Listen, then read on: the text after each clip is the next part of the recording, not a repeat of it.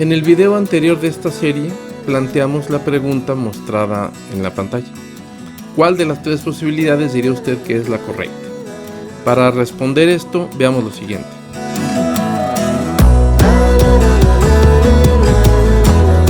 Si observamos el espectro en velocidad RMS, tanto del motor de 200 caballos como del motor de 25 caballos, nos vamos a dar cuenta que obviamente el motor de 200 caballos tiene una severidad muy elevada, superior a 11 milímetros por segundo, mientras que el motor de 25 tiene una severidad muy baja, lo cual nos diría de inmediato que el motor de 200 caballos está en mal estado y el motor de 25 está en buen estado.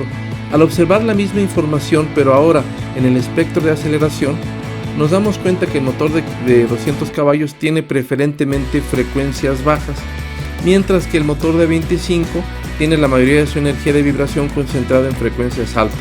Para poder observar las frecuencias altas y su origen, en el caso del motor de 25 caballos, podemos ver este espectro que se llama el espectro demodulado, y lo que podemos observar es que la frecuencia que nos indica es una de 93.75 Hz, que es poco más de 4 veces la velocidad de rotación del motor. Ahora, esta frecuencia, por tratarse o por observarse en el espectro de demodulación, nos indica que está produciendo choques. Esto nos diría inmediatamente que el motor de 25 caballos se encuentra en lo que aquí se denomina la fase 2 del daño en rodamientos, que implica, como dice esta explicación, que estamos en una etapa temprana donde el daño solamente se puede detectar por vía de la demodulación. Esto nos diría entonces que el motor de 25 caballos tiene un problema incipiente de daño en rodamientos. En el segundo caso, el motor de 200 caballos, regresamos a la medición de severidad de vibración en velocidad y de nuevo ese motor de 200 caballos presenta una severidad elevada. Pero lo que es muy importante es que la frecuencia en la que está ocurriendo es el 1 por, es decir, la velocidad de rotación del motor. Esto tendría como una explicación inmediata que el motor tiene un desbalanceo severo. Sin embargo, observemos otra vez esta frecuencia en aceleración y veamos que el motor no presenta solamente esa frecuencia, sino que además está presentando diversas frecuencias de engranaje, porque este motor está conectado o está impulsando un reductor de velocidad. Si tomamos simultáneamente o bien observamos simultáneamente la vibración del motor en el lado acople y la vibración del reductor en el mismo lado acople, nos estamos dando cuenta que la vibración del reductor es mucho más alta en aceleración que la vibración del mismo motor, lo cual nos llevaría a examinar un poco la vibración del reductor. El espectro de vibración del reductor nos muestra tres picos preponderantes. Uno que es el de la velocidad de rotación o 1 por del reductor, que por cierto en la entrada es la misma del motor. Otro pico interesante de 12 veces la velocidad de rotación, que por cierto corresponde a la frecuencia de engranaje, puesto que el eje de alta que viene del motor está moviendo un piñón de 12 dientes. Y el tercer pico que observamos es el doble de la frecuencia de engranaje, o sea 24 veces la velocidad de rotación. Eso nos está indicando que el problema que está produciendo la mayoría de la vibración en el reductor está producida por el engranaje.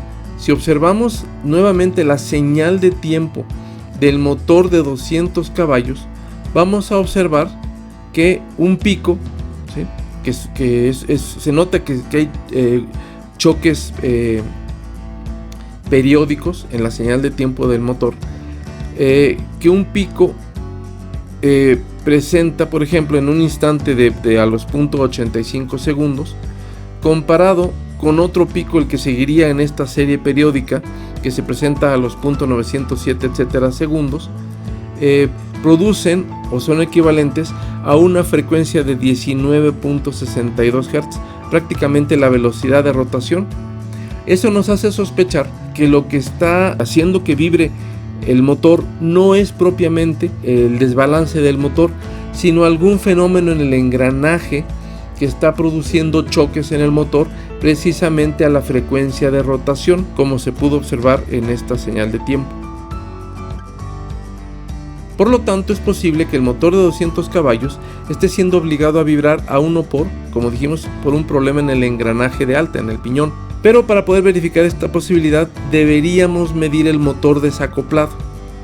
Esto se hizo y por favor observen cómo la vibración con el motor acoplado al reductor es, como ya habíamos dicho, más superior a los 11 milímetros por segundo, y al desacoplarlo desciende dramáticamente, ¿sí? Lo cual nos hace ver que el problema de vibración alta del motor no es producido por el motor, sino que es un reflejo de algo que está pasando en el reductor. Y en resumen podríamos decir esto: el motor de 200 caballos está en buen estado, pero está siendo forzado a vibrar severamente por un daño aún no diagnosticado en el reductor. Si el motor continúa operando en estas condiciones, seguramente sufrirá daños en los rodamientos en el corto plazo.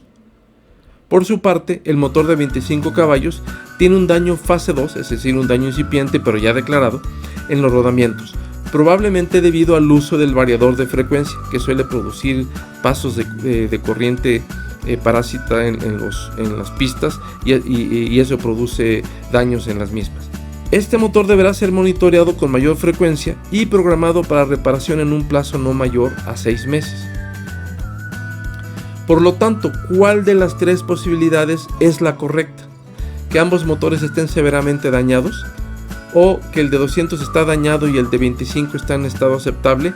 ¿O que el de 200 y el de 25 ambos están en buenas condiciones, según se concluía por las alarmas que habíamos visto en el video anterior de esta serie? Y la respuesta correcta es ninguna de las anteriores. Consideren, por favor, y por lo tanto, que las alarmas usuales de valores globales no nos proveen de información suficiente para la toma de decisiones en mantenimiento industrial.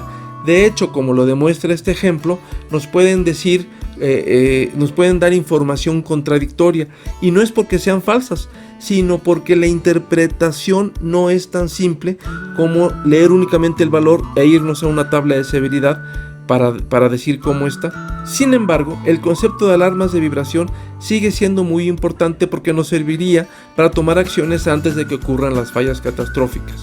Y lo que quiere decir entonces que todavía tenemos una asignación pendiente.